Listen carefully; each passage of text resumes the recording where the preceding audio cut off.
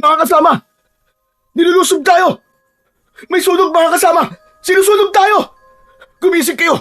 Tinutupok na ng apoy ang mga bahay natin! Diyos ko anak! Sinusunog na mga tauhan ni Benito ang bahay natin! Itigil nyo yan! Nakikiusap ako! Huwag niyo sunugin ang bahay ng mga tao! Tay, nilulusob po tayo ng mga tauhan ni Don Benito. Walang awa po nila binubugbog ang mga lalaking nakatira rito. Tumakas na po kayo. Iligtas niyo na po ang sarili niyo, Tay. Hindi anak, dito lang ako. Pagkasama natin aaharapin ang mga tauhan ni Don Benito. Lalong-lalo na sip-sip na si Arnulfo. Huwag na po matigas ang ulo niyo, Tay. Halika na, lumabas na tayo sa bahay.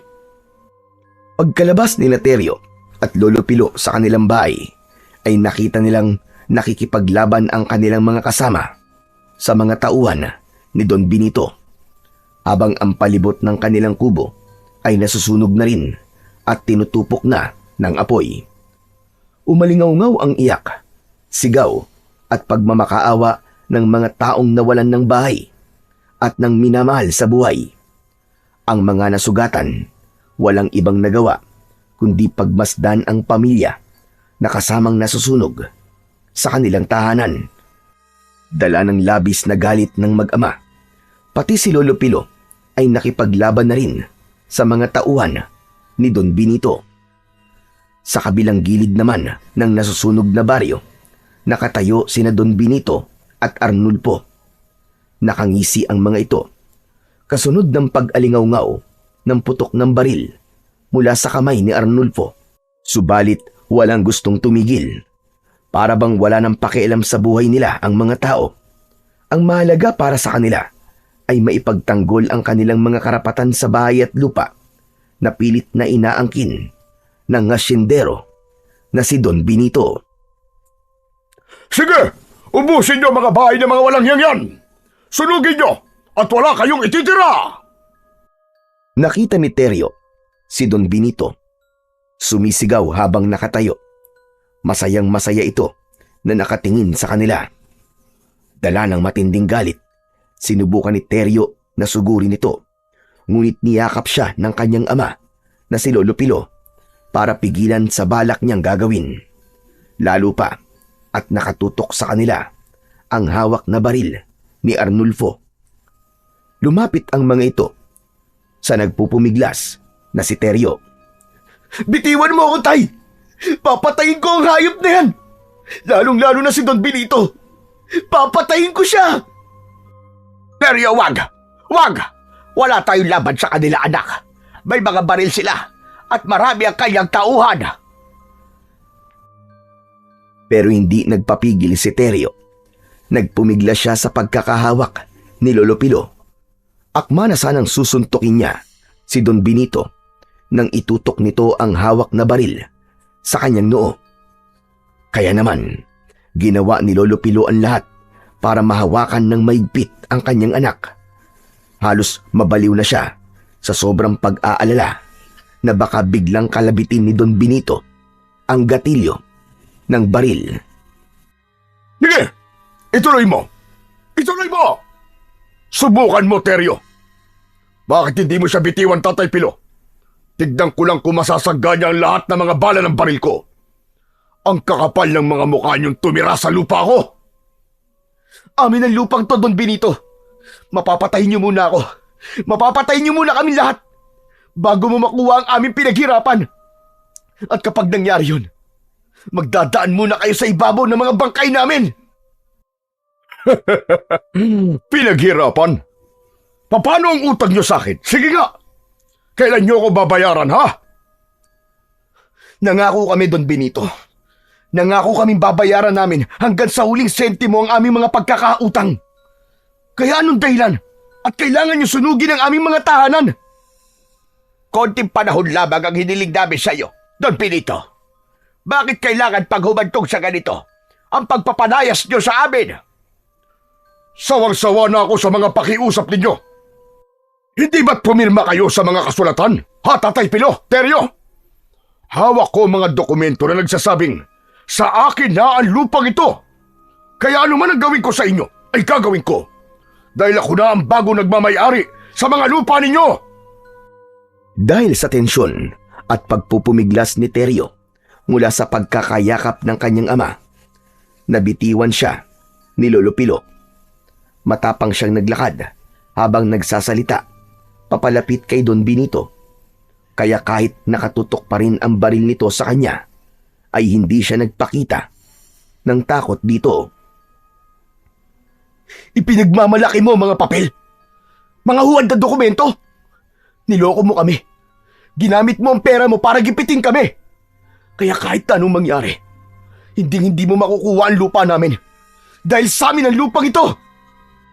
Tuluyan ng sinuntok ni Teryo si Don Benito. Dahil sa ginawa niya, si Arnulfo naman ang humampas ng baril sa kanyang muka. Bumagsak siya sa lupa habang namimilipit sa sakit. Nang makita naman ni Lolo Pilo ang kanyang anak na dumugo ang labi, ay hindi na niya napigilan ang kanyang sarili. Sinugod niya ng suntok si Arnulfo, subalit nakaiwas ito. Pinaputukan siya nito ng baril sa lupa upang tumigil siya sa muling pagakbang. Dala ng galit ni Arnulfo, lumapit ito kay Lolo Pilo at binaril ng malapitan ang palad ng matanda. Napasigaw si Lolo Pilo sa labis na sakit. Napaluhod ang matanda sa lupa habang hawak ang sariling kamay. Kaya naman, mabilis na tumayo si Teryo. Hinarap niya si Arnulfo para ipagtanggol ang kanyang ama. Subalit muling umalingaw-ngaw ang putok ng baril mula sa hawak ni Don Benito. Mas lalo nitong itinutok ang baril sa mag-ama. Kung mahalaga sa inyo ang buhay nyo at ang buhay ng mga kasama mo, Teryo, aalis kayong lahat dito bago sumikat ang araw. Dahil kung hindi na rin kayo sisikatan ng araw. Sige mga kasama, sunugin ang lahat ng mga bahay rito. Wala kayong ititira, kahit isang haligi sa mga tahanan nila. Gusto kong maalala ninyong lahat na ang pagkakautang nyo sa akin ay dapat ninyong pagbayaran. Kayo na nga may atraso, kayo pa may ganang magmatigas. Sige, sunugin ninyo. Siguraduhin ninyong sunog lahat. Anak, tara na. Umalis na tayo rito. Wala na tayong magagawa. Tinutupok na ng apoy ang bahay natin. Inilalayan ni Pilo ang kanyang anak at lumayo sa nasusunog nilang bahay. Kasama nila ang mga taong nawalan din ng tirahan, pamilya at lupa na tuluyan ng inangkin ng isang ganid na asyendero na si Don Benito. Ni isang dokumento ay wala silang pinirmahan. Niloko sila ni Don Benito at nagpanggap na mabuting tao. Nag-alok ng tulong bilang pagpapakita ng pakikisama sa kanila. Kinuha ang kanilang loob. Nagtiwala sila at pumayag na gamitin ang ipinahihiram nitong salapi. Ngunit sa huli pala, nahulog lamang sila sa isang patibong. Palak pala nitong kunin ang kanilang mga lupain.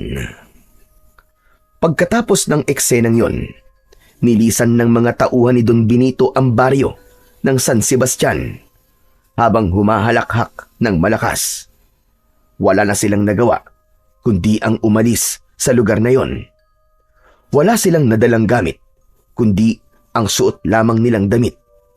Habang si Lolo Pilo tahimik na naglalakad, tinitiis ang sakit ng nabutas niyang kamay.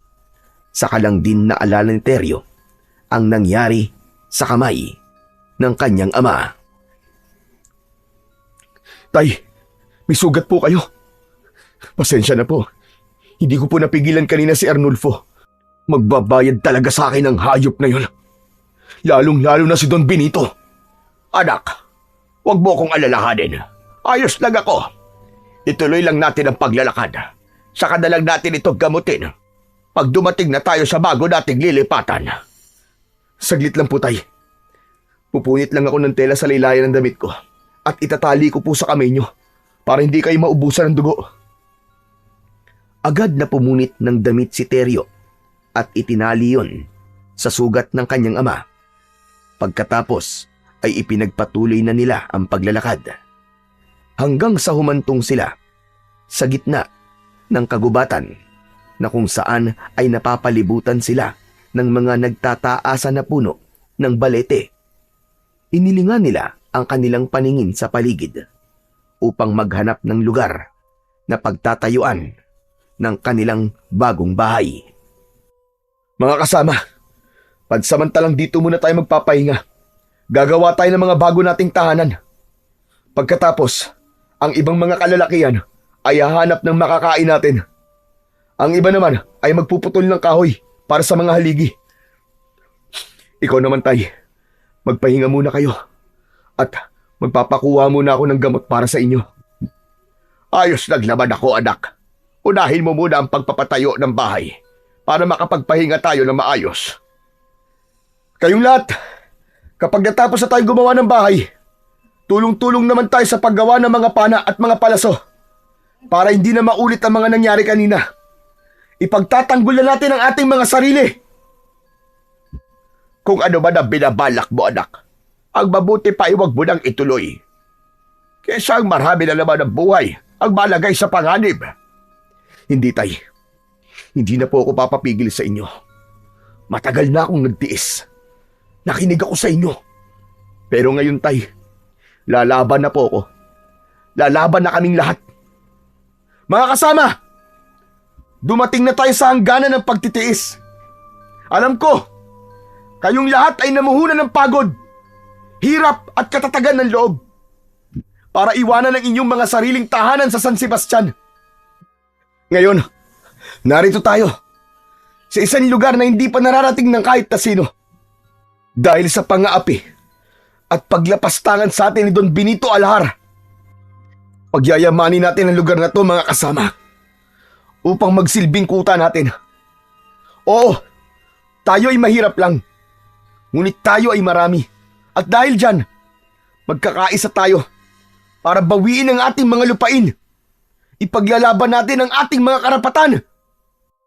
Sabay-sabay na sumang-ayon ang mga tao sa sinabi ni Teryo. Bawat isa ay punong-puno ng pag-asa na mababawi pa nila ang kanilang mga lupain. Pagkatapos ng pag-uusap nila, nagsimula na silang kumilos.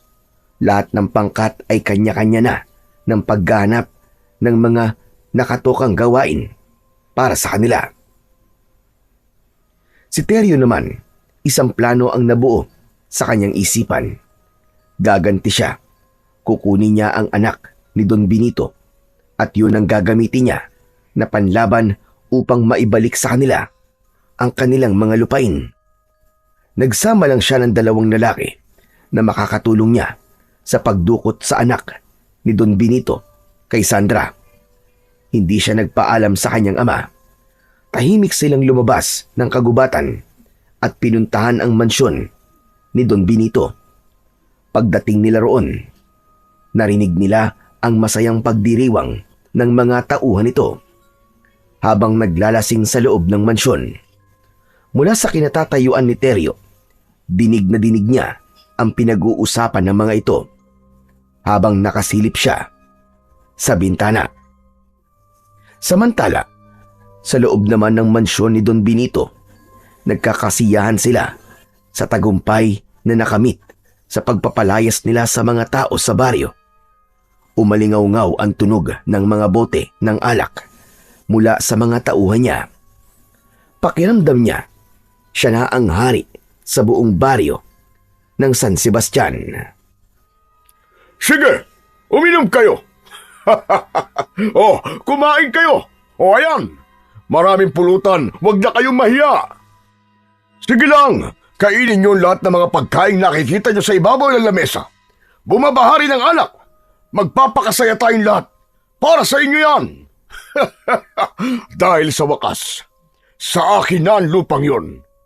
Mga kasama, masarap talagang lasapin ang tagumpay. Mabuti na lamang at natauhan ng mga walang niyang magsasakang yun, di ba? Kung nakipagmatigasan pa sila sa akin, marahil pinaglalamayan na sila ngayon. Kasunod ng pag-alingaw-ngaw ng malakas na tawanan ng mga tauhan ni Don Benito, sinabi ni Arnulfo na dapat raw magpasalamat pa ang mga magsasaka kay Don Benito dahil binigyan ito ng pagkakataon ang mga tao na mabuhay. Kung tutuusin daw, ay dapat rematado na raw ang lupa ng mga magsasaka. Kung hindi raw sa pagpapautang ni Don Benito sa mga ito. Maya-maya pa ay muling nagsalita si Don Benito. Bueno, masyado silang umasa at naniwala sa pamumuno ng mag-amang Teryo at Tatay Pilo. Pinagbibintangan nila ako na pineke ko raw ang kanilang mga titulo at kasulatan. Legal ang mga pinangahawakan ko ng mga dokumento. Wala silang ebidensya na magsasabi na peke ang mga dokumento ko. Malinaw ang kasulatan na nilagdaan nila na may tinanggap silang pera mula sa akin. Kahit pa makarating sa husgado, wala silang katibayan na inagaw ko ang kanilang mga lupain, hindi ba? Habang nagkakasiyahan sina Don Benito at ang mga tauhan nito, dinig na dinig naman ni Sandra mula sa loob ng kanyang kwarto ang mga pinag-uusapan ng mga ito. Kung ano ang ginawa ng kanyang asawa sa mga kaawa-awang magsasaka. Parang pinupukpok ng maso ang kanyang dibdib dahil sa labis na pag-aalala para kay Teryo, ang lalaking una niyang minahal. Ngunit wala siyang magawa. Isa siyang bilanggo sa mansyon ng malupit niyang asawa. Kabayaran siya sa pagkakautang ng kanyang mga magulang. Alam niya na hindi ang lupa ang dahilan kung bakit galit na galit ang kanyang asawa kay Teryo. Iyon ay dahil sa mortal na magkaaway ang dalawa sa puso ni Sandra. Maya-maya pa ay bigla niyang narinig ang malakas na iyak ng kanyang anak na si Ulap. Nang mga sandaling yun, si Teryo ay tahimik na umakyat sa balkonahe ng mansyon. Habang hawak ang espada, ay pumasok siya ng palihim sa loob ng kwarto ng anak ni na Don Benito at Sandra.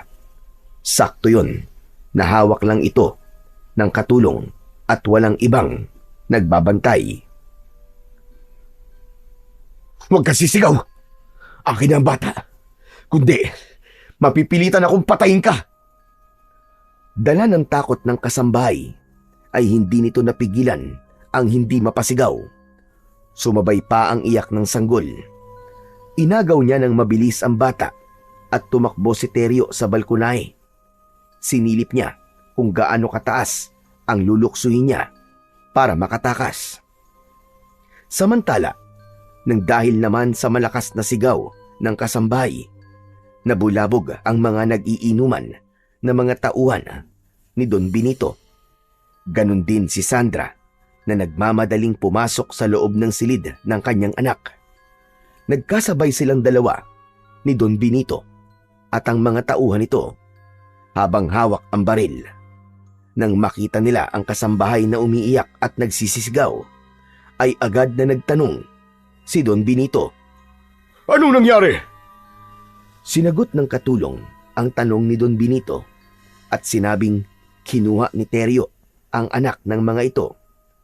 Halos mawalan ng malay si Sandra dahil sa labis na pag-aalala.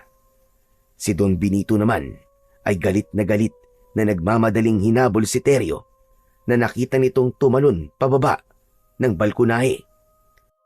Inaulanan nito ng bala ng baril si Teryo habang karga si Ulap. Para bang wala itong pakialam kung tamaan ng bala ang anak ni Sandra. Gumanti naman ng pana ang dalawang kasama ni Teryo, kaya nakapatay ang mga ito ng dalawang tauhan ni Don Benito. Narinig ni Teryo na hinabol sila ng putok ng baril, kaya sinikap niyang protektahan ang bata. Kaya hanggang pagpasok nila sa madilim na bahagi ng kakawyan, ay hindi na sila nakaganti ng pag-atake. Mas inuna niyang makaalis sa lugar na yon upang hindi masaktan ang bata. Samantala, sa mansyon naman ay takot na takot si Sandra nang marinig niya ang putok ng baril mula kay Don Benito. Benito, wag! Huwag mo silang paputukan ng baril! Nakikiusap ako! Baka tamaan ang anak ko! Wala akong pakialam! Umalis ka sa daraanan ko! Baka pati ikaw samain sa akin! Akma na sanang aalis si Don Benito para habulin sina Teryo at ang mga kasama nito. Pero pinigilan ni Sandra ang asawa. Sakto naman yun na bumalik na ang mga tauhan nito na humabol kina Teryo at sinabing na wala na ang mga ito sa madilim na bahagi ng kakauyan. Saka lang nakahinga ng maluwag si Sandra nang marinig ang sinabi ni Arnulfo. Binitiwan niya ang kamay ni Don Benito na matalim ang pagkakatitig sa kanya. Malakas nitong sinampal si Sandra. Sa susunod na pigilan mo pa ako. Bala na ng baril ko ang tatama sa mukha mo. Nagkakaintindihan ba tayo? Bakit hindi kita pipigilan, Benito? Buhay na ng anak ko ang nakataya. Kahit nakilan talaga, hindi ka marunong magmahal. Kaya wala kang pakialam sa anak ko. Wala kang kasing sama. Dahil sa sinabi ni Sandra, inilang hakbang lang ni Don Benito ang pagitan nila at dinakot nito ang kanyang bibig. Bigyan mo ko ng anak nang malaman mo kung paanong magmahal ang isang katulad ko. Itong tandaan mo. Sa oras na magkita ulit kami ni Teryo, at kahit dala pa niya ang anak mo, idadamay ko siya. Tandaan mo yan. Idadamay ko siya, Sandra. Galit at pabalyang binitiwan ni Don Benito ang panga ni Sandra. Saka umalis sa kanyang harapan. Nahawakan niya ang kanyang pisngi na nasaktan habang matalim ang tingin sa papalayong asawa. Samantala, mabilis naman ang takbo ni Teryo habang binabagtas nilang tatlo ang daan pabalik sa kanilang kuta. Habol ang hininga, nayakap niya ang anak ni Sandra. Pagkalipas ng ilang oras na pagtakbo, sa wakas ay narating nila ang kinaroroonan ng kanilang mga kasama. Nakita niyang nakaabang na ang kanyang ama na si Lolo Pilo. Nakakunot ang noo nito habang nakatingin sa bata. Teryo, bakit karga-karga mo ang anak ni Sandra? Talaga bang nasisira ang kana ng ulo? Tay, pabayaan niyo na nga po ako sa diskarte ko. Huwag niyo po akong pakialaman. Kaya ba umalis ka nang hindi nagpapaalam para magawa mo ang gusto mo? Oh, ano ngayon ang balak mo sa batang yan, ha? Sumagot ka, Teryo. Ano ang balak mo sa kanya? Walang natanggap na tugon si Lolo Pilo mula sa kanyang anak. Sa halip ay ibinigay nito sa lalaki ang bata na umiiyak. Saka nagpakuha ng papel at ballpen sa isa sa mga kasama nilang lalaki. Nagsulat ito at hindi siya pinapansin. Teryo, tinatanong kita. Magsalita ka. Ano ang balak mo sa batang yan? Hindi na ba mahalaga sa'yo na anak yan ni Sandra? Wala na po akong pakialam, Tay. Matagal na pong tapos ang tungkol sa amin ni Sandra. Kaya huwag niyo na pong babanggitin ang pangalan niya sa harapan ko. Teryo, huwag mong gawin ito, anak. Baka mapahamak ang bata. Wala siyang kinalaman.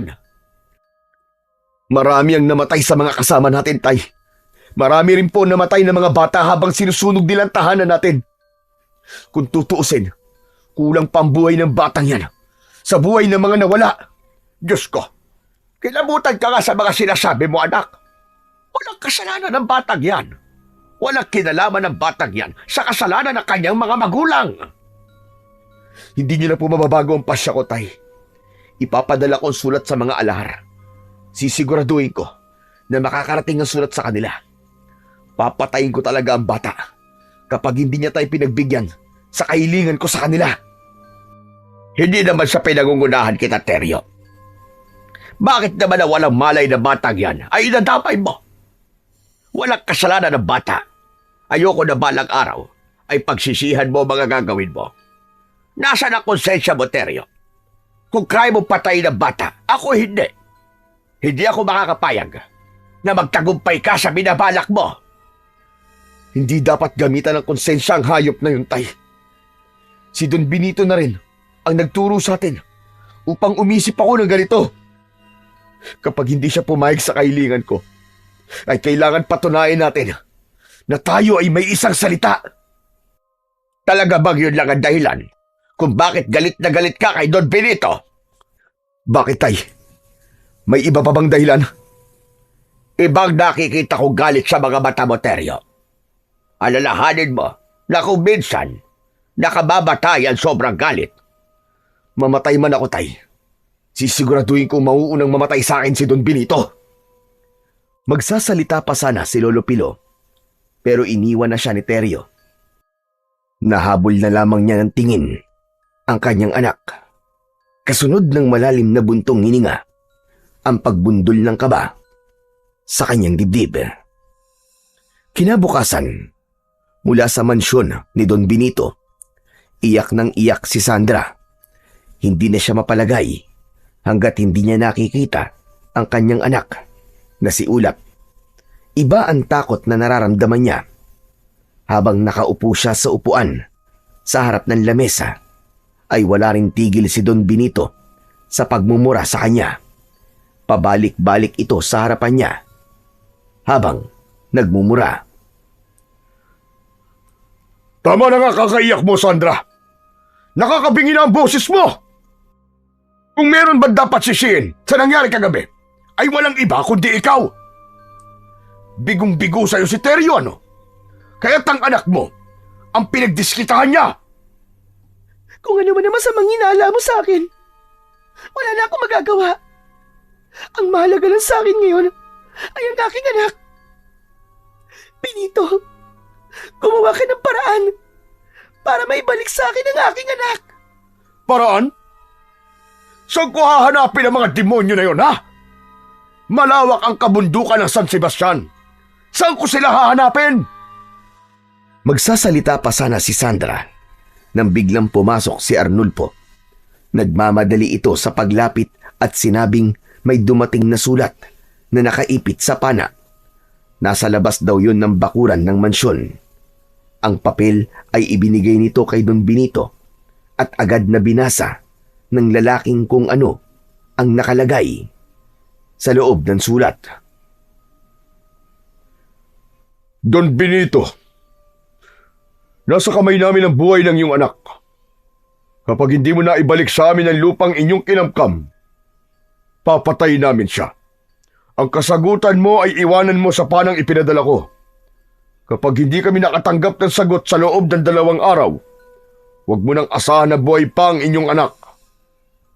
Umalingaw-ngaw ang sigaw ni Don Benito sa labis na galit. Bumunot ito ng baril at nagpaputok ng 3 beses.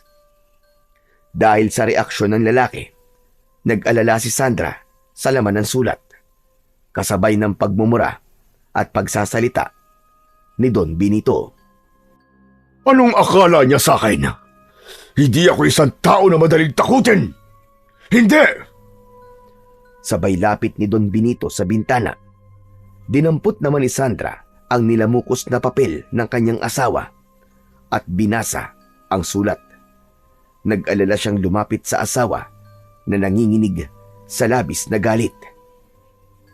Benito! Benito, papatayin nila si Ulap!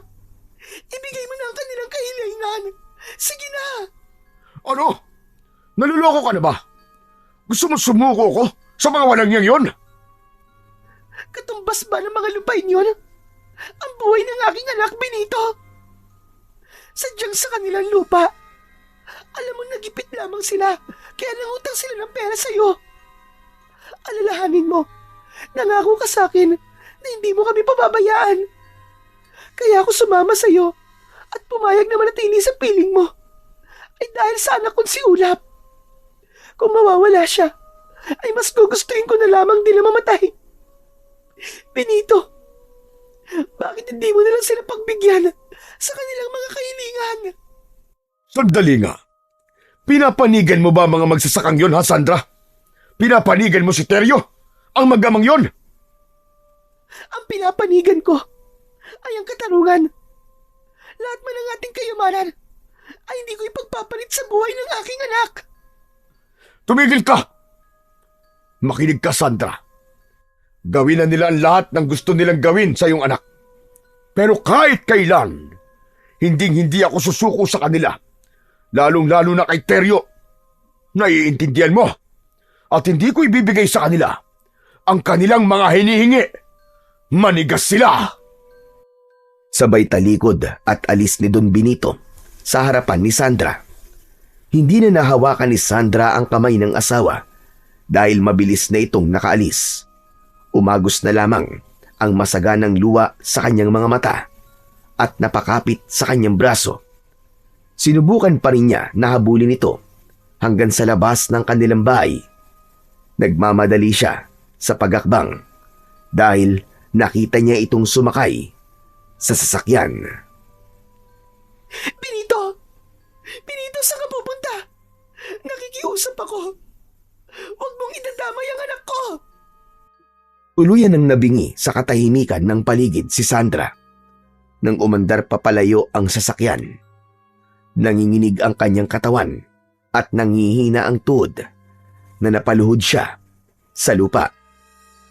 Diyos ko, huwag niyo pong hayaan na merong mangyaring masama sa anak ko. Kailangan ko siyang mahanap. Kailangan ko makausap si Teryo bago pa mahuli ang lahat. Magulo ang isip na umalis si Sandra sa mansyon. Sinamantala niya ang pagkakataon na wala ang kanyang asawa. Inahak niya ang daan papunta sa baryo ni Teryo at Lolo Pilo. Subalit wala siyang nadatnan doon, maliban sa mga sunog na bahay at gamit ng mga taong nakatira doon. Mas lalong bumundol ang kaba sa kanyang dibdib nang makitang wala na roon sina Teryo at Lolo Pilo. Tumungo siya at sinundan ang mga bakas ng paa papasok sa loob ng kagubatan. Wala na siyang pakialam kahit saan pa siya makarating.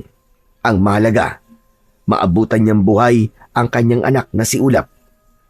Umagos ang masaganang luwa sa kanyang mga mata habang tinatahak ang daan. Inabot siya ng halos 1 oras sa pagsunod sa bakas ng mga paa na nagsilikas na mga tao hanggang sa makarating siya sa gitna ng kakawyan. May mga kubo na bagong tayo na nakita niya mula sa hindi kalayuan. Si Lolo Pilo ang unang nakakita sa kanya, kasama ang ilang kalalakian na may hawak na mga pana at itinutok yun sa kanya. Nilapitan siya ni Lolo Pilo. Sandra, ano ginagawa mo rito? At sino kasama mo? Ako lang po nagpunta rito. Tatay Pilo, si Teryo gusto ko siya makausap. Nasaan siya? Pakiusap, dalhin mo ako sa kanya. Sige na po, parang awa niya na. Nasaan ang anak ko? Parang awa mo na, Tatay Pilo. Dalhin mo ako sa kanya. Kitang-kita ni Lolo Pilo ang takot sa mga mata ni Sandra. Bigla siyang nakaramdam ng awa para rito. Kaya't wala na siyang nagawa kundi ang dalhin nito sa kinaroroonan ng anak niyang si Teryo. Samantala, habang tumutulong si Teryo sa pag-aayos ng dingding ng kanyang bahay, ay narinig niya ang mga yabag papalapit sa kanyang kinaroroonan. Kasunod ng boses ni Lolo Pilo. Teryo! Si Sandra, nandito siya. Ha? Teka. Paano niyang natunto ng lugar na to? May kasama ba siya, Tay? Wala, anak. Halatang mag-isa lang siya nagpunta rito. Tingin ko, naglakad lang siya dahil sa marumi ang laylayan ng kanyang damit. Mula sa kinatatayuan ni Sandra, ay dinig niya ang malamig na boses ni Teryo na parabang hindi ito masaya sa pagpunta niya sa kuta nito. Parang may kung anong kutsilyo ang tumusok sa kanyang dibdib sa pagbabagong yon ng lalaking dati niyang minahal. Nakita niyang lumapit ito sa kanya habang seryoso ang muka. Hinawakan siya ni Teryo sa kanyang balikat habang punong-puno ng pag-aalala ang mga mata. O Sandra, bakit ka pa nagpunta rito? Teryo, nasaan ang anak ko? Nasaan siya?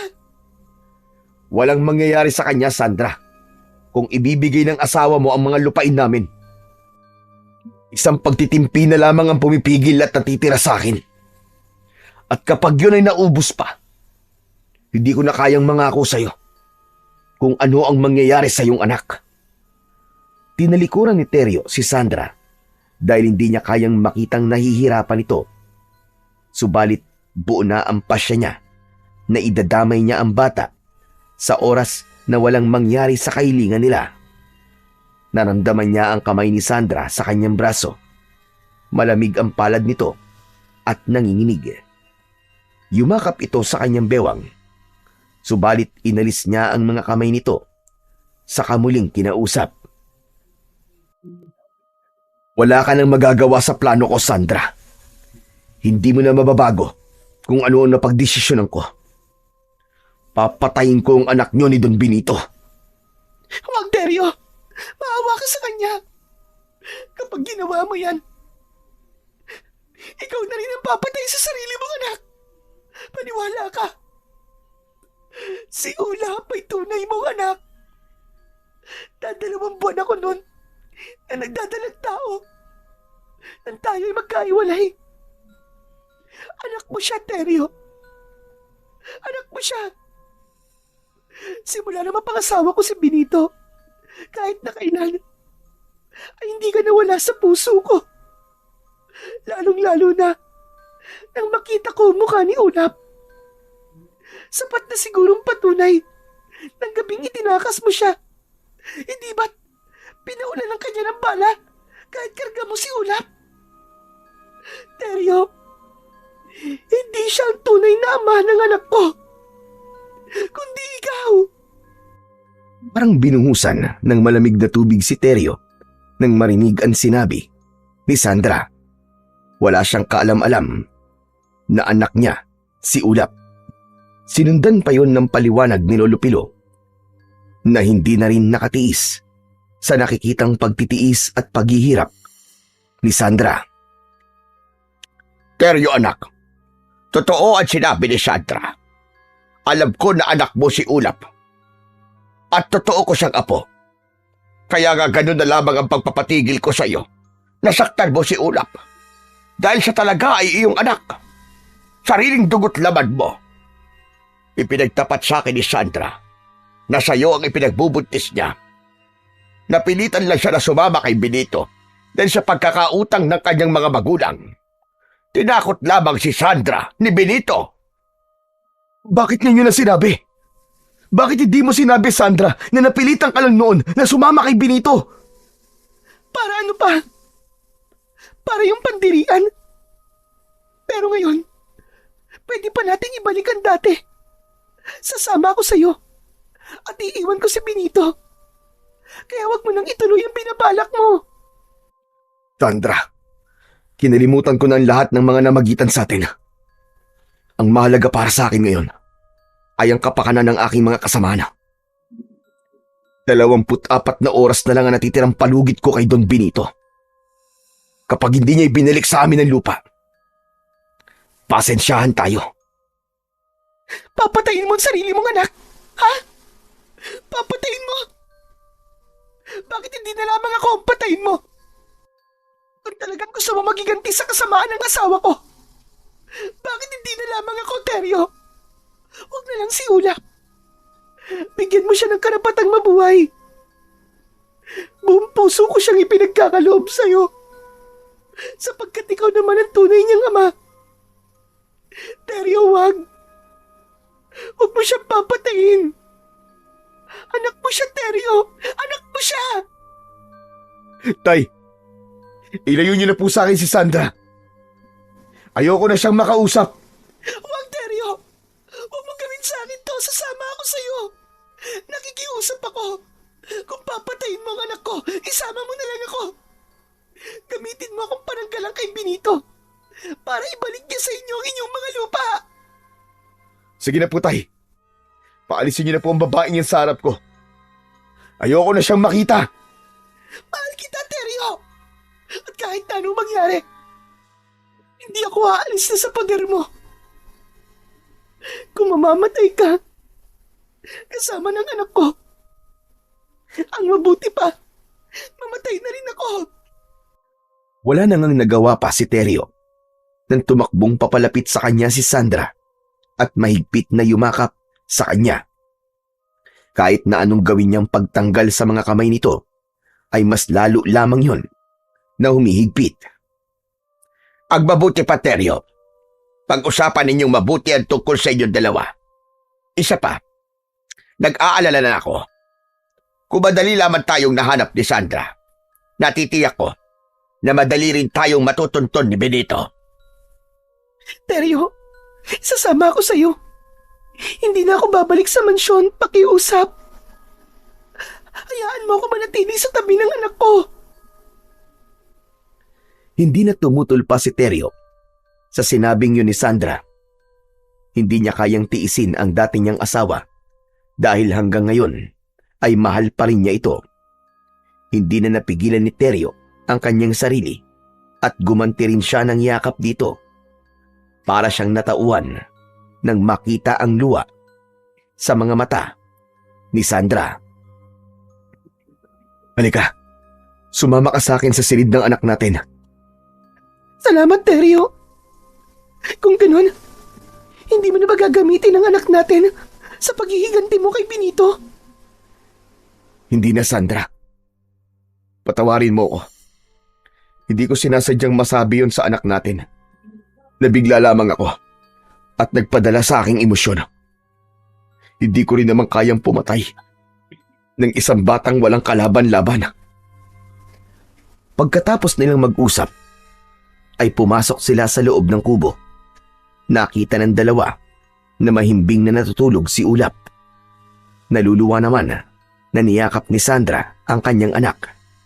Ganon din si Teryo na hindi na napigilan ang sarili sa labis na kaligayahan. Nang mga sandaling yon ay masaya si Lolo Pilo nang makita sina Sandra at Teryo sa loob ng bahay. Sana hindi na matapos ang araw na yon na makitang muling naging masaya ang dalawa kasama ng kanyang apo na si Ulap. Pagsapit ng gabi, habang nagpapahinga na sina Teryo, Sandra at Lolo Pilo, umalingaw-ngaw sa labas ang malakas na boses ni Don Benito. Napabalikwas ng bangon si Teryo at agad na dinampot ang espada. Habang sina Lolo Teryo at ang iba pang mga kasama nila ay nagsipaghanda na rin ng mga pana. Teryo, anak, ito na nga ba sinasabi ko? Natunto na tayo ni Benito. Tama ako sa inala ko. Sana pala, umalis na kagad tayo dito kanina. Nakahanda ako, Tay. Lalaban na kami kagaya na napag-usapan. Ipagtatanggol na namin ang karapatan nating lahat. Teryo, anong gagawin natin? Natatakot ako. Paano ang anak natin? Tay, kayo po muna ang bahala sa mag-ina ko. Gawin niyo ang lahat para makaligtas sila. Anak, saan ka pupunta? Haharapin ko sila, Tay. Kaya't nakikiusap ako. Ingatan niyo ang mag-ina ko. Lalo na ang anak ko. Kung ano man po mangyari sa akin, gusto kong mangako kayo na mamahalin at aalagaan niyo ang anak ko. Pipigilan sana ni Lolo Pilo ang kanyang anak na si Teryo. Pero mabilis na itong nakalabas ng bahay at humarap kay Don Benito. Nakahanay naman ang mga tauhan ni Don Benito habang nakatutok ang matataas na kalibre ng baril. Malakas na sumigaw si Don Benito. Sandra! Sandra, lumabas ka dyan! Hayop ka! Talagang harapan na ang panluloko mo sa akin. Talagang sumama ka na sa ampaslupang kabit mo! Hindi ako kabit ni Sandra, Don Benito. Ako ang nauna sa kanya na inagaw mo lang. Kaya't kung naparito ka para bawiin ang babaeng pinakamamahal ko, magdadaan ka muna sa ibabaw ng bangkay ko. At ano'y panlalaban mo sa akin? Ang pana ba ng mga kasama mong gunggong? Anong laban ang pana nyo sa baril namin, ha? Ibalik mo ang asawa ko. Kung ayaw mong lahat kayo ay paulanan ko ng bala. Sandra! Lumabas ka! Lumabas ka sa bahay ng lalaking yan! Dahil kung hindi, papatayin ko siya! Pati ang anak ninyo! Dahil sa mga narinig, ay napilitan si Sandra na ibigay ang kanyang anak sa pangangalaga ni Lolo Pilo. Tay, kayo na po ang bahala sa anak ko. Saan ka pupunta, Sandra? Huwag kang makinig kay Benito. Mapapahama ka lang kung babalik ka pa sa kanya. Pero, papatayin niya po kayo. At hindi ko hahayaan na mamatay kayong lahat ng dahil sa akin. Hindi ko kaya na marami pang madamay ng dahil sa kasakiman ng asawa ko. Sasamahan ko si Teryo. Hindi ko kaya kapag nawala siya. Dahil ito ang kwintas ko. Ipasuot niyo po ito sa anak ko. Isa tong agimat.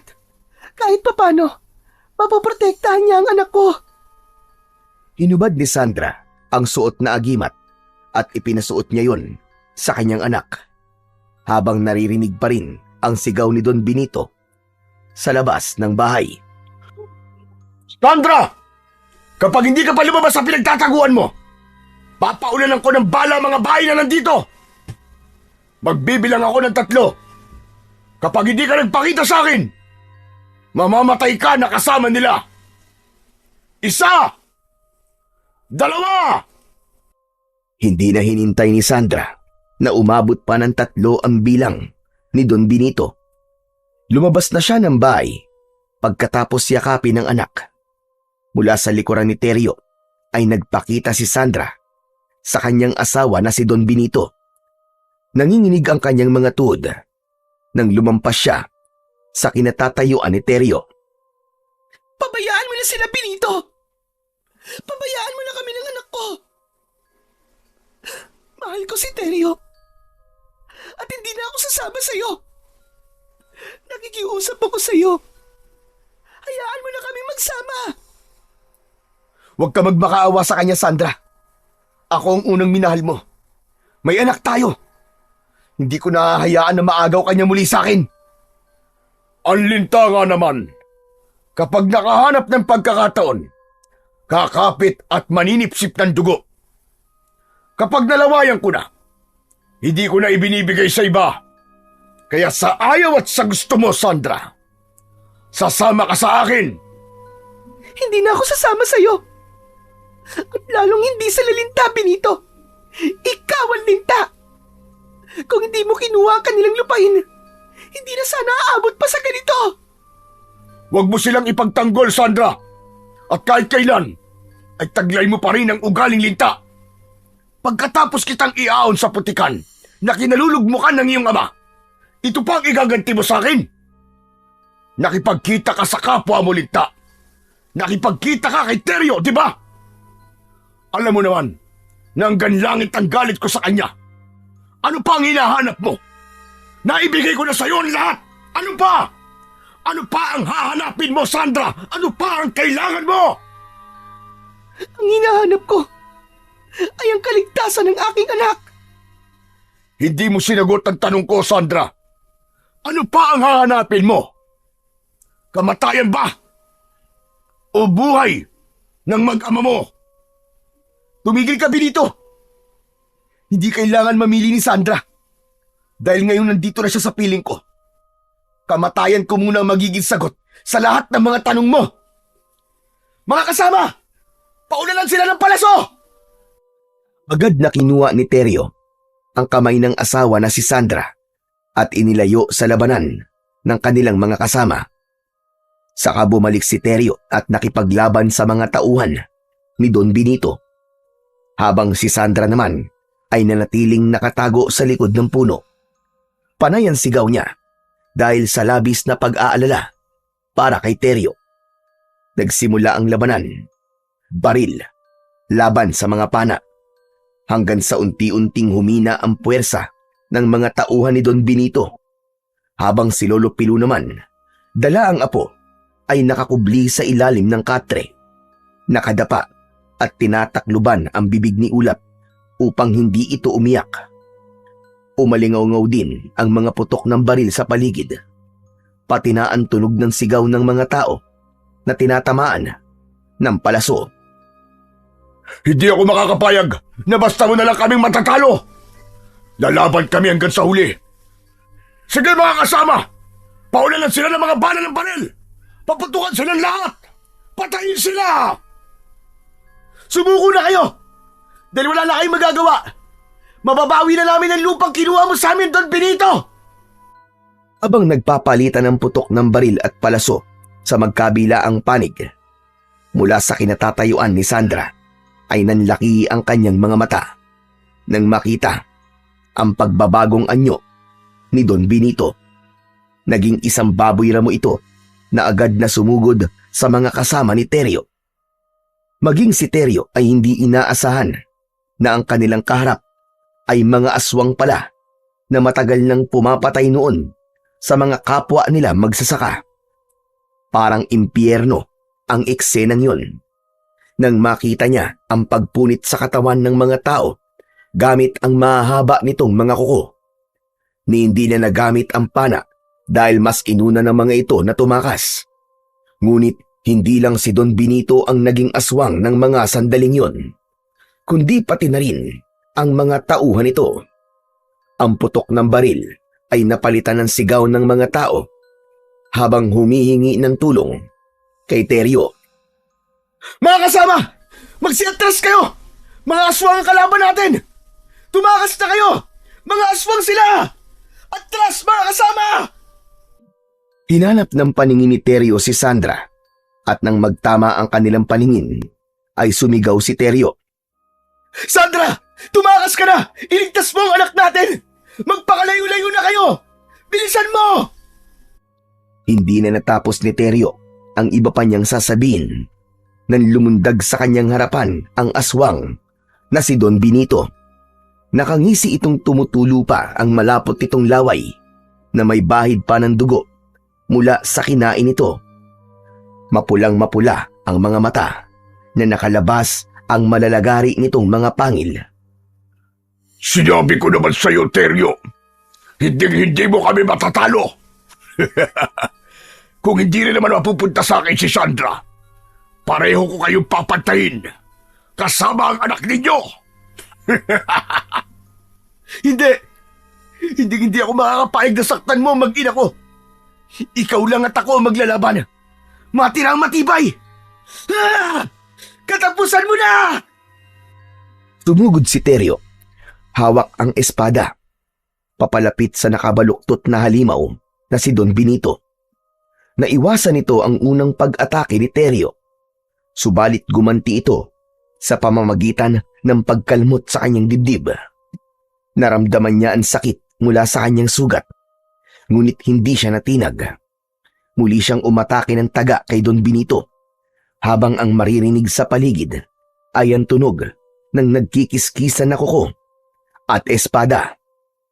Sa muling pagtaga ni Teryo ng espada sa aswang, nasalag na yon ni Don Benito at ubod lakas nitong isinaksak ang kuko sa tiyan ni Teryo. Sabay hila, kasama ang laman loob ni Teryo. Ramdam na ramdam niya ang pag-iinit ng kanyang katawan, habang ang pagbulwak ng dugo sa kanyang sugat ay sumabay sa pagsuka rin niya ng dugo. Napaluhod siya sa lupa na walang ibang salitang lumabas sa kanyang bibig, kundi ang pangalan ni Sandra at ang anak niya na si Ulap. Pagmasdan niyong lahat! Pagmasdan niyo kung paano ko kakainin ang katawan ng pinuno niyo na si Teryo. Sandra, alam kong nakikita mo ko. Tignan mo kung ano ang gagawin ko sa katawan ng pinakamamahal mong lalaki. Mula sa pinagtataguan ni Lolo Pilo, kitang-kita niya ang nangyari sa kanyang anak, kung paanong nilantakan ng aswang na bangkilan ang katawan ni Teryo.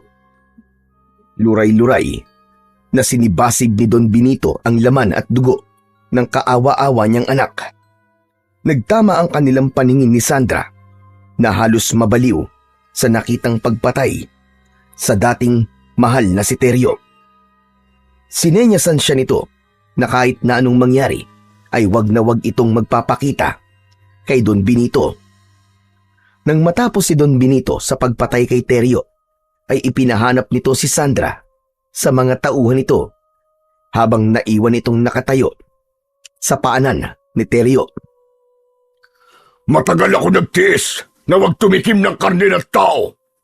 Pero ngayon na nalasahan ko na naman ang sarap ng karne nyo. Hindi na ako magtitiis pa. Kung nasaan ka man ngayon, Sandra, Hahanapin kita at ibabalik kita sa aking mansyon! Pagkasabi nito ay umalis na si Don Benito. Naiwan ang nagkalat na katawan ng mga tao sa buong lugar na yon ng kagubatan. Hindi alam ni Sandra kung paano lalapitan ang katawan ni Teryo.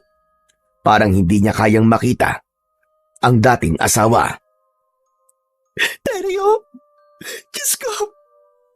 Bakit niyo po hinayaan na mangyari to sa kanya? Hindi ko man lang siya nakasama ng matagal.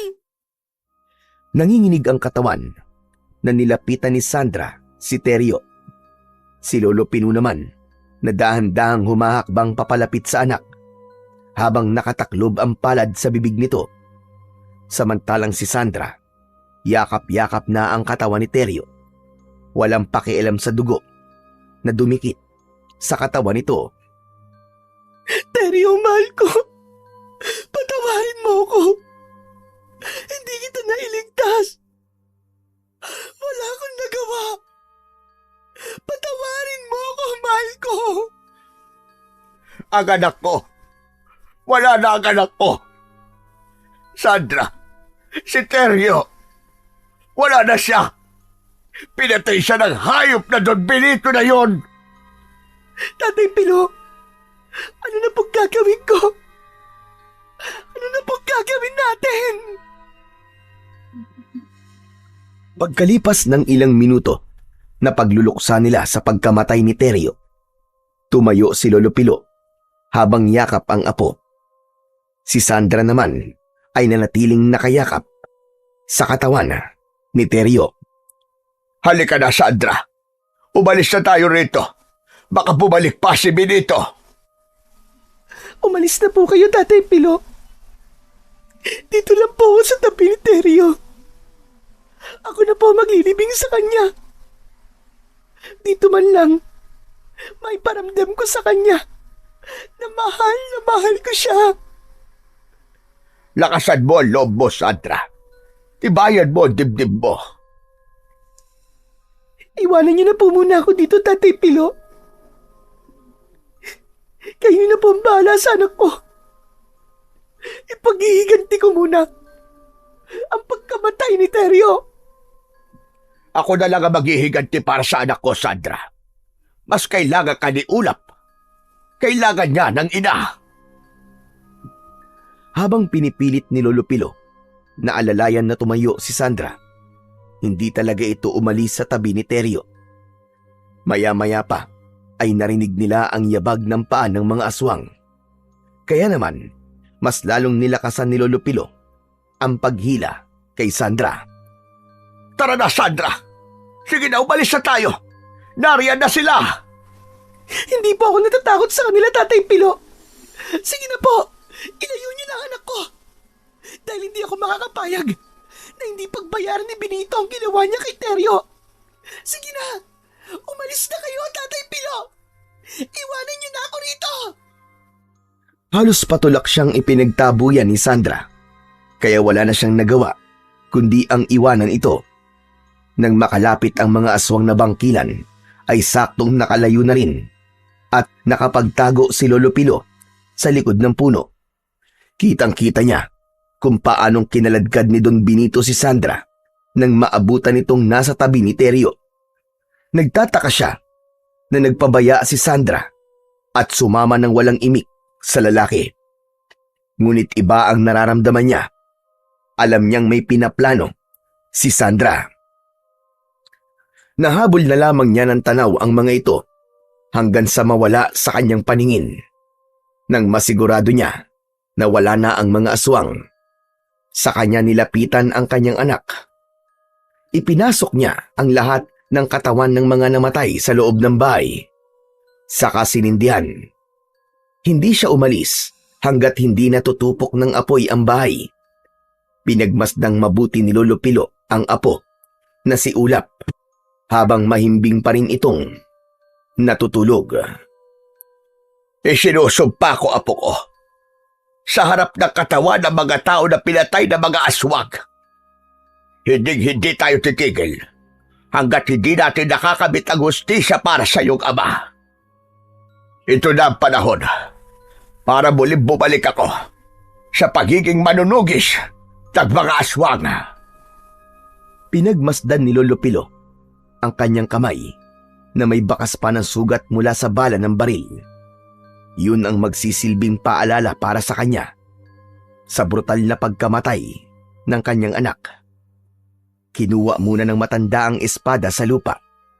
Saka mabigat ang paa na nilisan ang lugar na yon. Tinahak niya ang daan papunta sa madilim na bahagi ng kagubatan. Tumigil siya sa gitna ng gubat sa tapat mismo ng malaking balete kung saan ay direkta yung nasisikatan ng buwan. Inilapag niya ang kanyang apo sa malapad na ugat ng puno. Lumuhod siya at dinukal ang lupa. Pagkalipas ng ilang minutong paghukay, tumambad sa kanya ang isang maliit na kahon na pinaglalagyan ng medalyong tatak ng engkanto.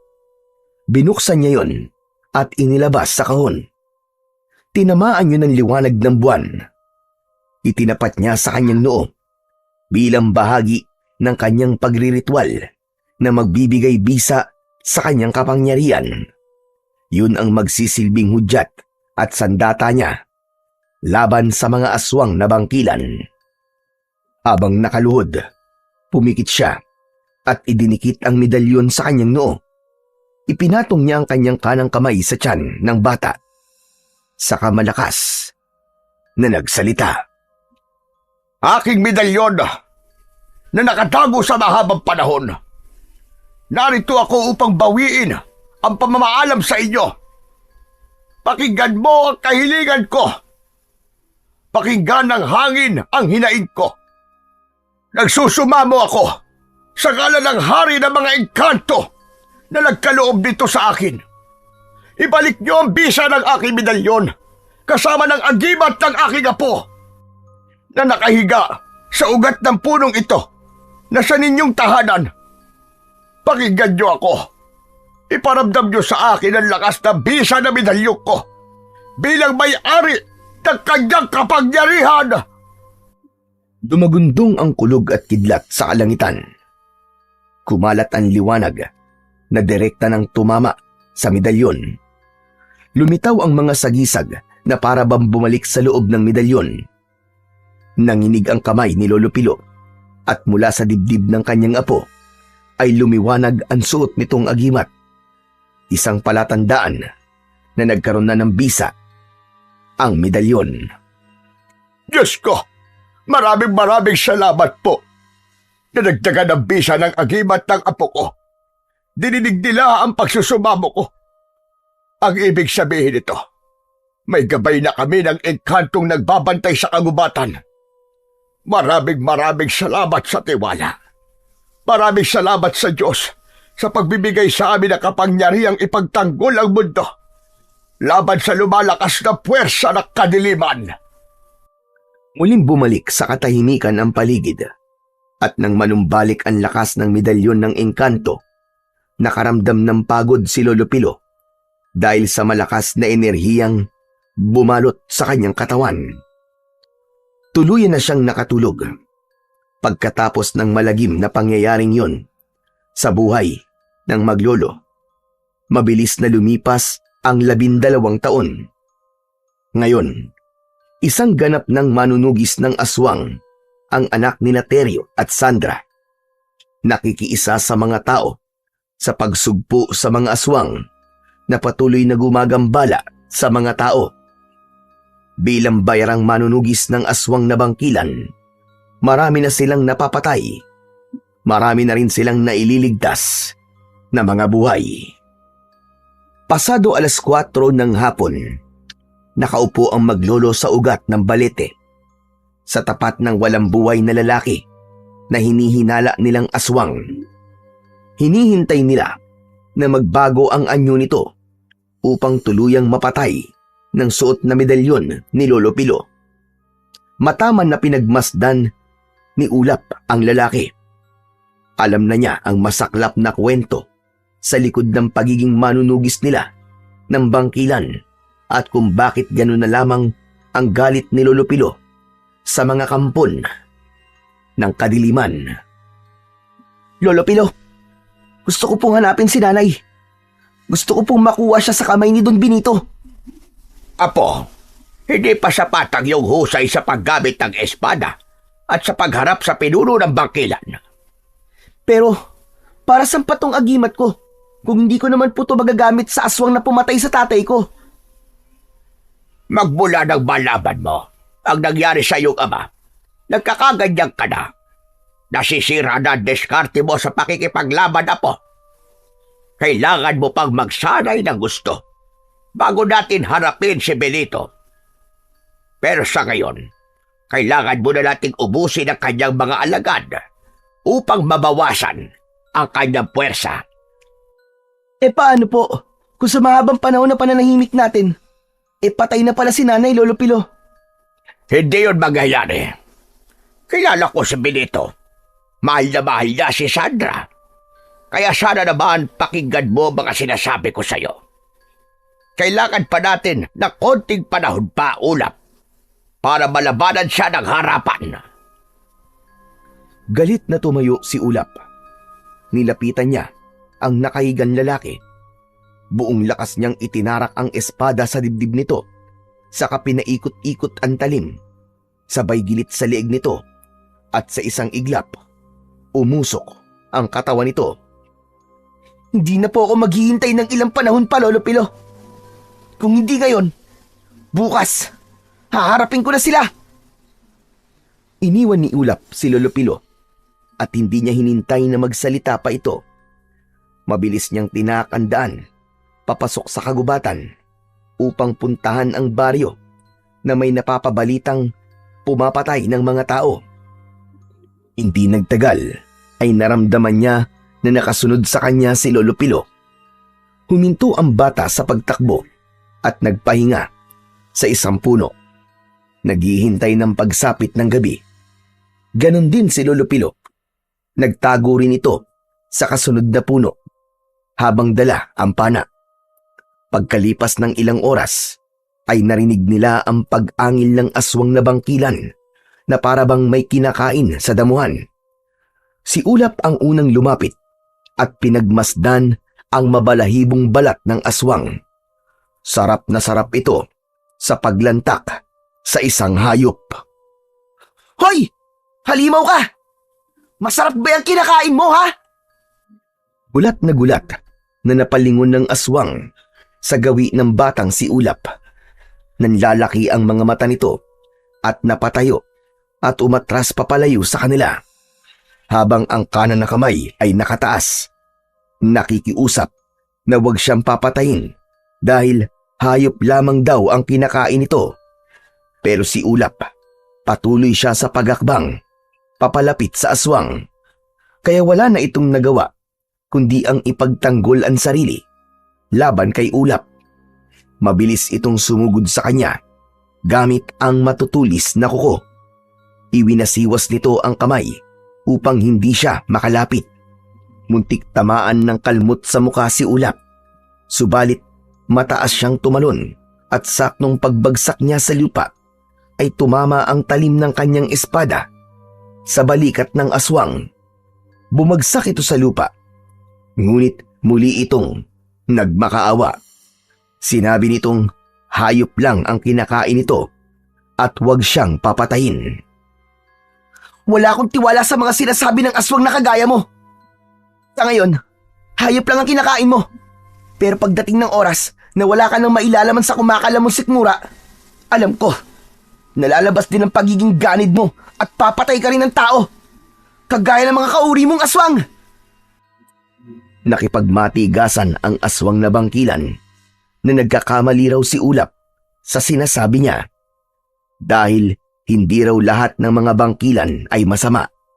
Ang gusto lang daw nito ay mabuhay na katulad ng isang normal na tao. Pero hindi talaga naniniwala si Ulap. Sinubukan niyang itarak ang talim sa katawan nito, ngunit malakas na sumigaw si Lolo Pilo. Apo, wag! Huwag mong ituloy ang pagpatay sa kanya. Baka naman nagsasabi siya ng totoo.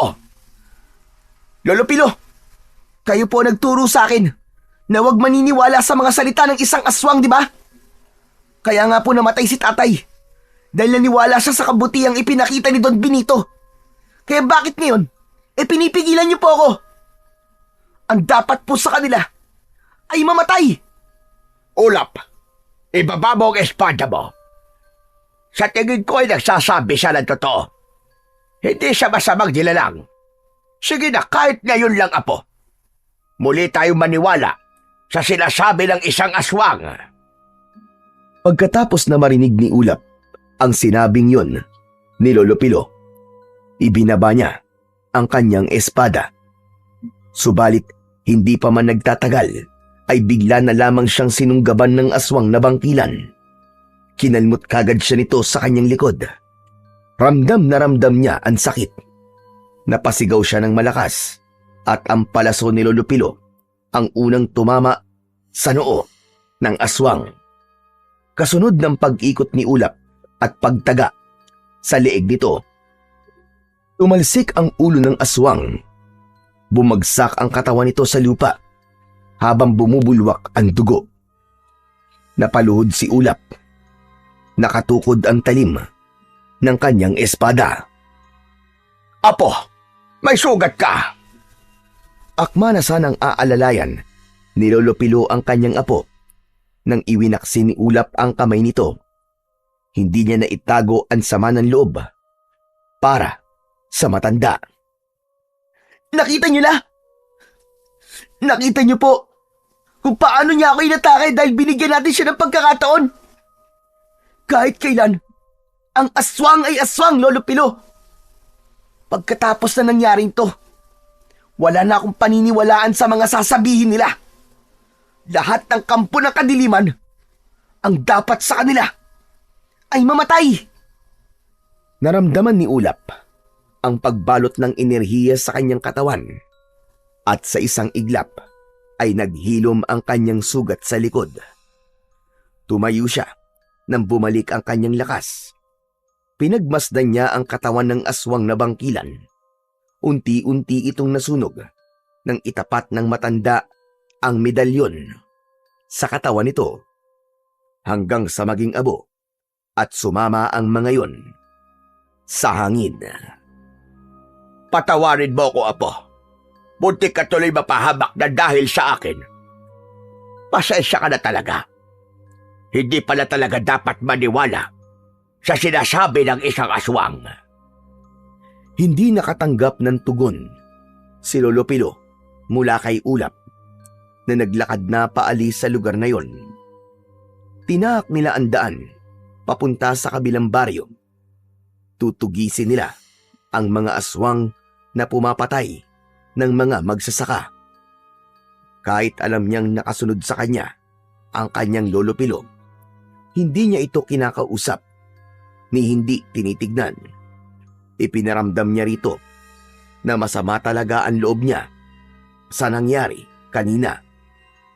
Pagkalipas ng ilang oras na paglalakad, narating na nila ang baryo ng Hagunon. Tahimik ang paligid, kaya rinig na rinig ang pagsigaw ng isang lalaki mula sa likod ng sirang bahay. Nagmamakaawa ang lalaki na wag itong papatayin dahil kailangan pa raw nitong sumundo ng hilot para sa asawa nito na malapit ng manganak. Dahan-dahan nilang nilapitan ang pinagmumulan ng ingay. Pagsapit nila sa likod ng bahay, tumambad sa kanilang paningin ang isang aswang na bangkilan na parabang aninong nakatayo sa harap ng lalaking nakaupo sa lupa. Uminit ang suot na agimat ng batang si Ulap, kaya natitiyak niya na aswang nga ang nakikita niya. Walang puwang ang awa para sa'yo. Magpaparami lang kayo ng mga lahi. Wala kayong karapatan na magkaroon ng pamilya. Kasunod ng pagdapa ng aswang, nilantakan nito ang katawan ng lalaki. Nagkikisay ang katawan nito habang nagliliparan sa ere ang mga napunit na damit ng biktima. Sinubukan naman ni Lolo Pilo na patamaan ng palaso ang nilalang na pumatay sa lalaki. Ngunit nanlaki ang kanilang mga mata nang masalo ng kamay nito ang palaso. Umangil ito ng malakas, saka napatingin sa gawi ni Ulap. Napaatras ito at tumakbo papalayo. Hinabol ng maglolo ang aswang na bangkilan, ngunit masyadong mabilis ang nilalang.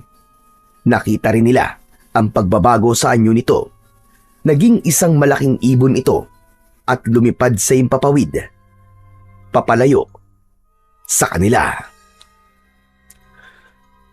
Sa lahat ng mga aswang na bangkilan, siya lamang ang nakatakas sa atin, Apo. Masyado siyang mabilis. Malakas at kakaiba ang husay sa pagsalo ng palaso.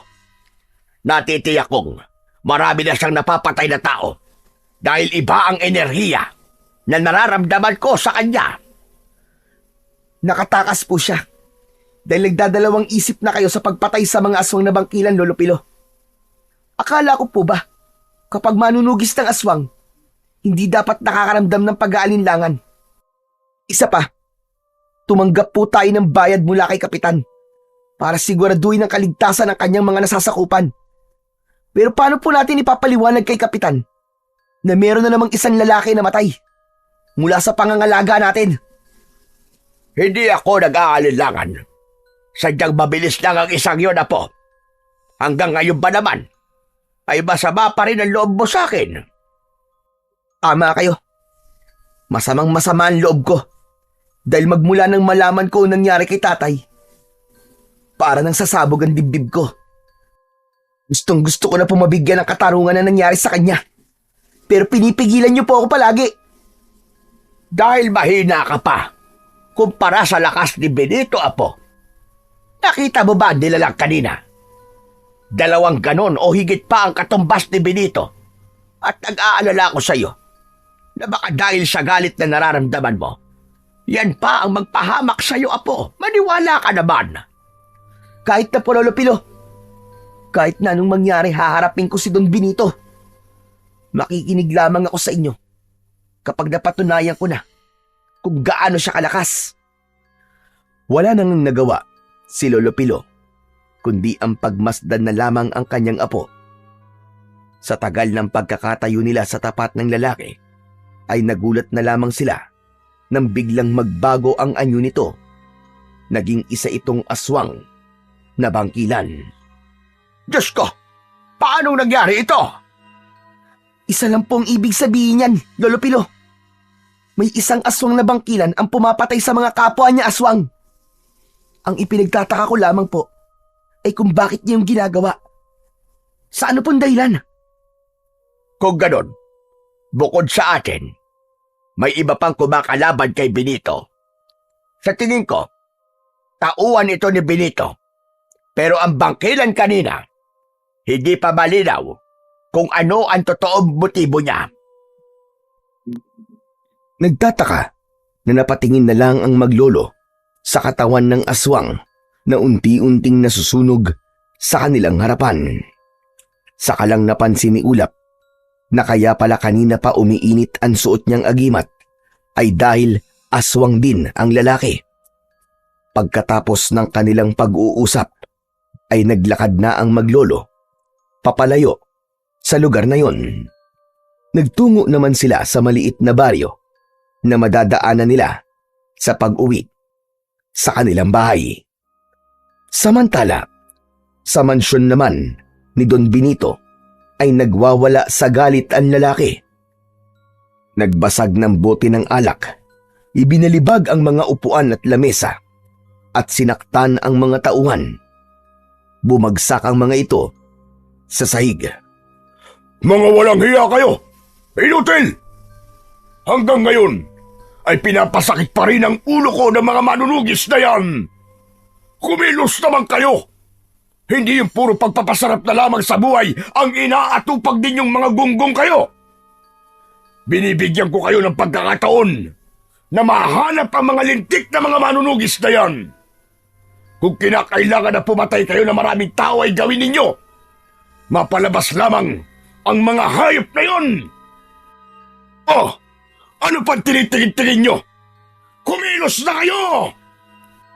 Agad na umalis ang mga tauhan ni Don Benito at kagaya ng inaasahan, nilusob ng mga alagad nito ang kalapit na baryo. Sakto naman yun, napapadaan sa lugar na yon sina Lolo Pilo at Ulap. Kaya mula sa kinatatayuan ni na Lolo Pilo at Ulap ay natanaw nila ang malaking ibon na bumaba sa baryo na nasa unahan ng kanilang daanan. Sa isang iglap ay nagsababoy ramo ang mga ito. Walang kaawa-awang pinasok ng mga aswang ang kubo ng mga nakatira doon. Napuno ng sigaw ng mga tao at pag-angil ng mga aswang ang buong paligid. Agad na tumakbo si Ulap sa kinaroroonan ng mga tao at bawat lapitan niya ay sinasaksak niya ng espada sa leeg ang mga halimaw. Si Lolo Pilo naman ay panayang pagpapakawala ng palaso sa ere. Asintado ang matanda, kaya lahat ng palaso nito ay sa pagitan ng mga mata ng aswang tumatama. Pasadsad na bumabagsak sa lupa ang mga aswang na bangkilan habang umaangil dahil sa labis na sakit. Mga anak kayo ng demonyo! Wala na kayong kawala ngayon! Hindi ko hahayaan na may mabuhay pa sa inyo! Tikman niyo ang lupit ng aking pagigante! Ha! Ubod lakas na itinarak ni Ulap ang kanyang matalim na espada sa lupa. Sabay-sabay na napatalon ang mga aswang na bangkilan dahil sa malakas na epekto ng kanyang sandata sa katawan ng mga ito. Tumindi ang pag-iinit ng agimat ni Ulap na parabang nagbigay sa kanya ng karagdagang lakas at bilis. Sa pagwasiwas niya ng espada, lahat ay tinatamaan sa leeg at napupugot ang mga ulo nito. Habang si Lolo Pilo naman ay hawak ang kanyang medalyon. Itinapat yon sa lahat ng katawan ng mga aswang na napapatay ni Ulap. Kitang-kita ng lahat kung paano tinupok ng apoy ang katawan ng mga aswang na bangkilan. Sa isang iglap, nawala ang mga kalaban. Naiwan ay ang naaabong katawan ng mga ito na nagkalat sa lupa. Habang ang mga tao na nailigtas nila mula sa mga halimaw ay sobra ang pasasalamat sa kanilang mga nagawa. Sinubukan pa nga ng mga ito na bayaran sila. Subalit tumanggi ang maglolo. Nako, hindi na bale. Kahit wag nyo na kaming bayaran ng apo ko mga kasama. Masaya kaming makatulong sa inyo at nailigtas sa buhay ninyo. O papano? Magpapaalam na kami. Mag-iingat po kayong lahat. Lolo Pilo, mukhang iba po ang nararamdaman ko sa nangyayari ngayon. Parang isang babala po ito. Hindi po kaya? Babala? Abay, anong ibig mo sabihin, apo? Ngayon lang po nangyari ito, di ba, Lolo? Dati, paisa-isa lang po ang mga aswang na bangkilan na napapatay natin. Pero ngayon, higit na po sa 20 ang sumugod sa mga tao. Nangangahulugan po yon na isang paghamon. Ipinapakita nila kung gaano sila kalakas at kahandang pumatay ng mga tao. Kaya nga, Ulap, apo, sinasabi ko sa'yo nung nakaraang gabi na iba ang mga aswang na bangkilan. Mapanganib sila. Lalo pat kaya nilang gayahin ang ayunan lahat ng uri ng mga hayop. Lubha silang delikado, apo. Kaya kung hindi natin suot itong mga kapangyarihang agimat natin, mahihirapan tayong mahulaan kung aswang ba sila o hindi. Sa nakita ko sa'yo kanina, sa paraan mo ng paggamit ng espada, masasabi kong handang-handa ka na sa isang matinding labanan. Nakaramdam ng saya si Ulap sa sinabing yun ng kanyang Lolo Pilo. Isa munang malalim na buntong hininga ang pinakawalan niya, saka naglakad papalayo sa lugar na yon. Si Lolo Pilo naman ay isinukbit sa balikat ang dala nitong pana. Maya-maya pa ay narating nila ang kanilang bahay sa gitna ng kagubatan. Pagpasok nila sa loob ng kanilang bahay, ay agad silang nagpahinga. Hindi sila nag-usap ni Lolo Pilo dahil abala siya sa pag-iisip kung paano niya mahahanap ang kanyang ina. Hanggang ngayon ay umaasa pa rin siya na muli silang magtatagpo at magkakasama. Nang gabi rin na yon, ay hindi alam ni Lolo Pilo at Ulap na merong isang nakaligtas sa labanan na yon. Walang iba kundi si Arnulfo.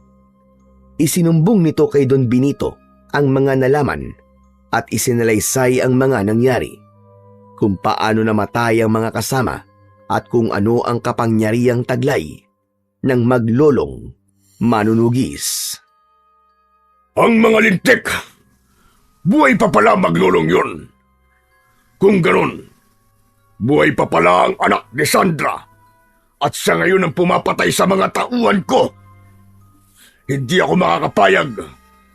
Walang sino man ang makakatalo sa akin kahit may kapangyarihan pa sila. Kahit kailan talaga ang hayop na matandang yun kontra sa lahat ng mga ginagawa ko. Iyan daw ang mga alagad ko, Arnulfo. Panahon na para magharap kami at sa pagkakataong ito, hindi ko nahahayaan na mabuhay pa sila. Dala ng labis na galit ni Don Benito. Nagbago kagad ang anyo nito. Biglang nagsaasong lobo na umalulong sa loob ng mansyon. Mapulang-mapula ang mga mata nito na tumitig sa bilog na buwan. Ano pa ang hinihintay mo, Arnulfo? Ipunin mo ang lahat ng mga alagad ko. Susugod tayo sa kanila. Ako naman ngayon ang aatake sa kanila. Umalis si Arnulfo sa harap ng aswang na si Don Benito sa pamamagitan ng pagpapalit nito ng anyo bilang isang ibon. Habang si Don Benito naman ay nagbago rin kagad ang itsura. Mula sa pagiging aswang na lobo, nagpalit ito ng anyo bilang isang paniki. Kasunod ng paglipad nito palabas sa bintana. Sa kabilang dako naman ng kagubatan, sa bahay ng maglolong manunugis, ay hindi na naaalis ang pag-iinit ng kanilang suot na kwintas. Sabay na napabalikwas pa ng bangon ang maglolo at nagkatamaan ng paningin. Hindi maaari ito. Humanda ka po. Nararamdaman ko na mayroong panganib na parating. Opo, Lolo Pilo. Nararamdaman ko rin po yun. Inihanda ng dalawa ang kanilang mga sandata at lumabas ng kanilang pintuan. Sadya silang lumabas ng bahay at hinintay ang pagdating ng mga aswang. Pagkalipas ng kalahating minuto na paghihintay, mula sa impapawid, dumagsa ang laksa-laksang mga ibon at paniki.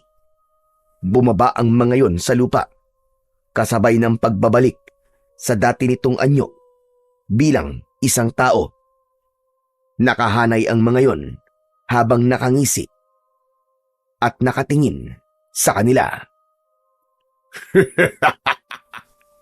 Tignan mo nga naman ang pagkakataon. Hinahanap ko kayo, pero kusa kayong nagpakita. Kayo pala ang umuubos sa mga tauhan ko. Ang buong akala ko pa naman ay patay na kayo ng apo mo, Tandang Pilo. Pero iba ka rin. Iba talaga pag masamanda mo. Kung meron man na masamanda mo at dapat mamatay sa ating dalawa, ay ikaw yon, Benito. Hindi ko makakalimutan ang ginawa mo sa anak kong hayop ka. Sisiguraduhin ko na ngayon, mamamatay ka na sa aking mga kamay. Kaya simulan mo na magdasal sa dinodiyos mong kampo ng kadiliman. Dahil dumating na ang gabi ng paghukom para sa'yo. Papatayin ko kayong lahat, kasama ng mga alagad mong demonyo. Mapatay niyo man ako, Sabihin na natin na mapatay niyo ko. Pero hindi pa rin sapat yun sa buhay na kinuha ko sa inyo. Wala na si Sandra. Pinatay ko na rin siya. Pinagsaluhan namin lahat ang katawan niya hanggang sa kahuli-hulihang hibla ng kanyang laman. Dahil sa mga narinig ni Ulap, bumugso ang labis na galit sa kanyang dibdib. Mabilis siyang sumugod sa mga kalaban, ni wala siyang pinalampas na pagkakataon para pugutan ng ulo ang lahat ng bangkilan na humarang sa kanya. Habang abala sa pakikipaglaban si Ulap, si Don Benito naman ay agad nang nakapagpalit ng anyo. Muli itong naging aswang na bangkilan. Saka malakas na sumigaw at inutusan ang mga tauhan na agad salubungin si Ulap. Muling nagsababoy ramo ang mga kalaban. At bago pa man makalapit ang bata sa nakatayong si Don Benito, ay nasalag ng isang aswang na bangkilan ang pagtama ng talim ng espada ni Ulap sa pinuno ng mga ito. Ngunit nakaganti siya rito ng sipa sa muka. Bumagsak ito ng pasadsad sa lupa.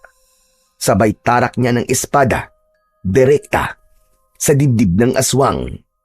Nagkikikisay ang katawan nito habang nakabaon ang talim sa dibdib nito. Hindi pa nasiyahan si Ulap. Iwinasiwas niya ang kanyang espada at pinugutan ito ng ulo. Para sa ama ko! Para sa kanya! Ang kamatayan mong hayop ka! Hindi pa rin nagtapos. Pinagsasaksak ni Ulap ang katawan ng baboy ramo hanggang sa tuluyan na itong magkalasog-lasog. Si Lolo Pilu naman ay panayang pagpapakawala ng palaso sa ere.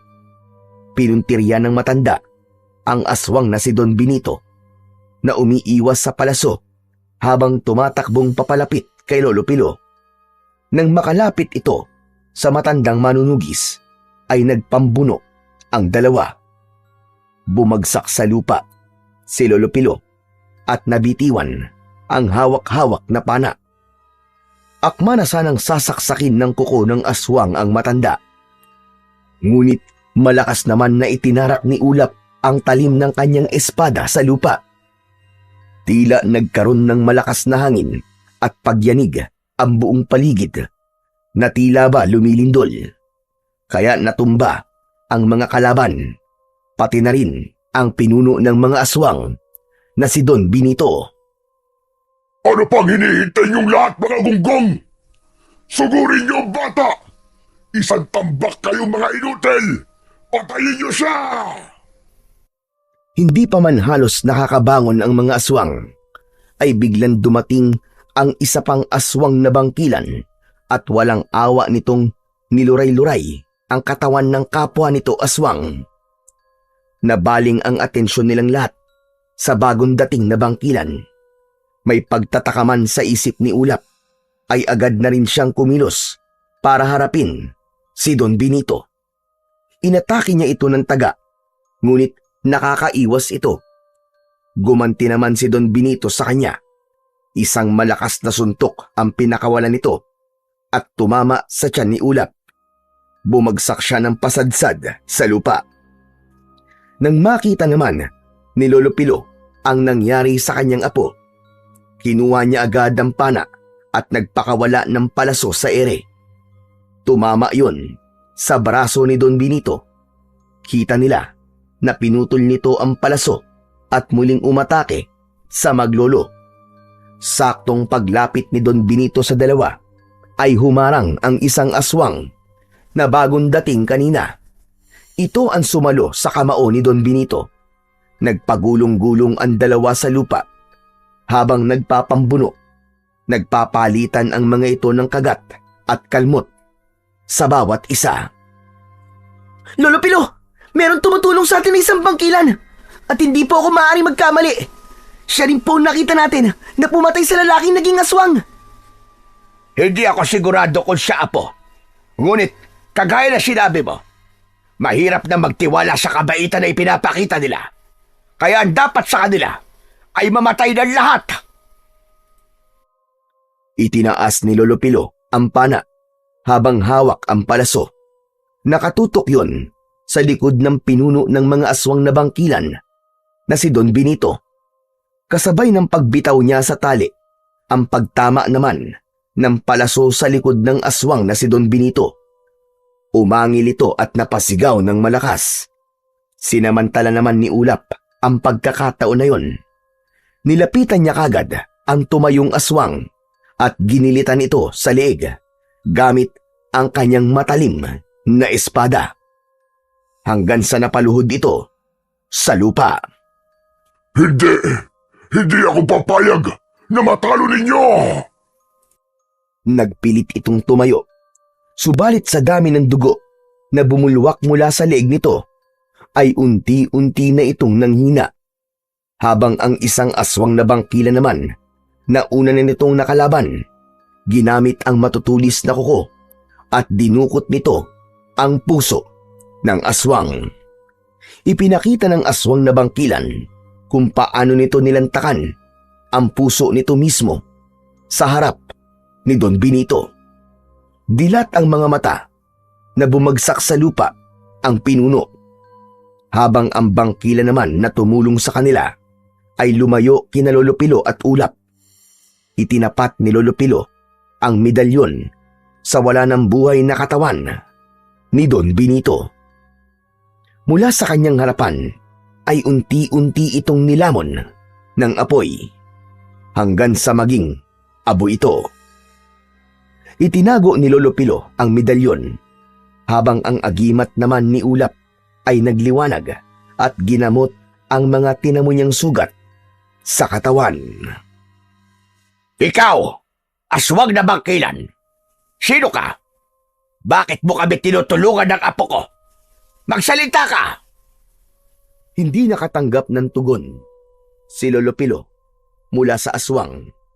Sa halip, unti-unting naglaho ang pagiging bangkila nito hanggang sa bumalik ito sa pagiging tao.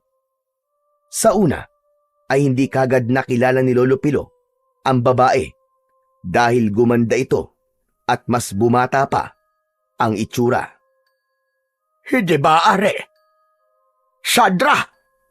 Ikaw na ba yan? Ikaw ang aswang na bangkilan? Lolo Pilo, ako nga. Ako nga po ito, si Sandra. Sus Mariosep, ang akala ko ay patay ka na, kagaya na sinabi ni Benito kanina. Ngunit, paanong nangyari iyon? Nakaligtas po ako. Akala nila totoong namatay ako nung gabing yon. Naiwan po ako sa gubat. At basta na lamang po akong nagising na malakas at may kakaibang nararamdaman sa katawan. Hindi ko po alam na lumipat sa akin ng isang perlas ng isa sa mga tauhan ni Benito. Imalang nabuhay po ko. Ngunit ito nga, naging isang aswang na bangkilan na. Tatay Pilo, ang anak ko po, nasaan siya? Sandra, hindi mo ba nakikilala si Ulap? Ayan siya, nasa harapan mo lang. Naalala mo ba ang suot ng agimat? Kahit wala ka, yan ang nagsilbing proteksyon niya laban sa lahat ng uri ng mga aswang.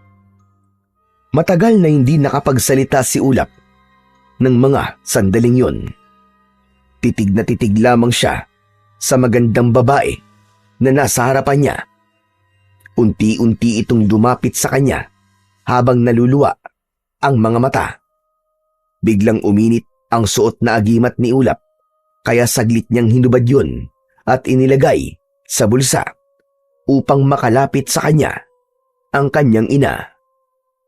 Hindi na nag-aksaya pa ng oras si Sandra.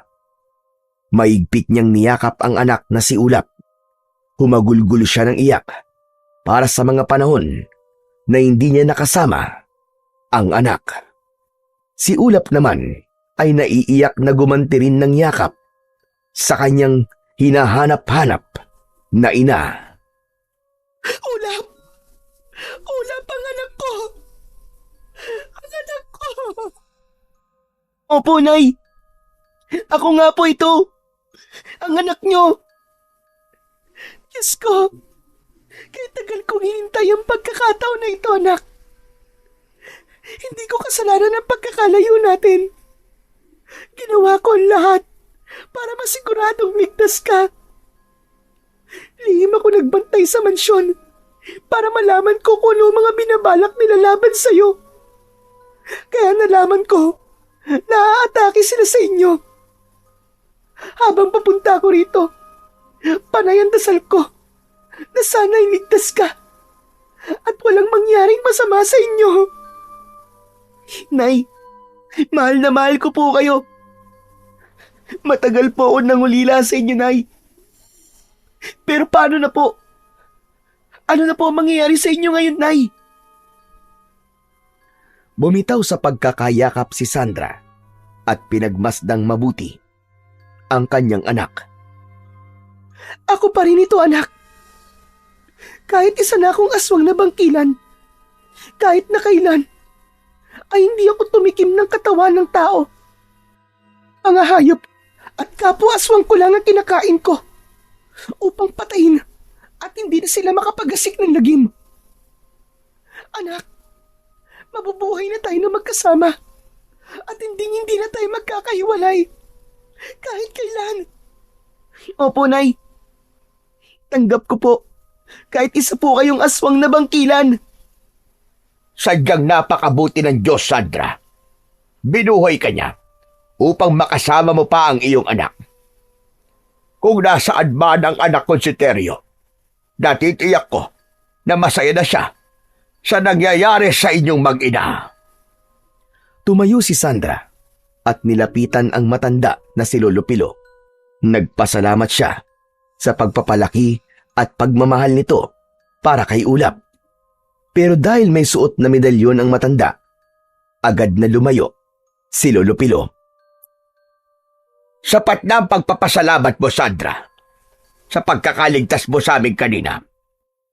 Naging mabuti kang tao, kaya hindi hinayaan ng Panginoong Diyos na mawala sa iyo ang anak mo, at hindi ka rin niya hinayaan na malubog ng gusto sa apoy ng impyerno dahil sa iyong pagiging aswang. Mas nangibabaw pa rin sa iyo ang kabutihan at pagmamahal. Sa ngayon, ay wala ng dahilan para manatili pa tayo sa lugar na ito.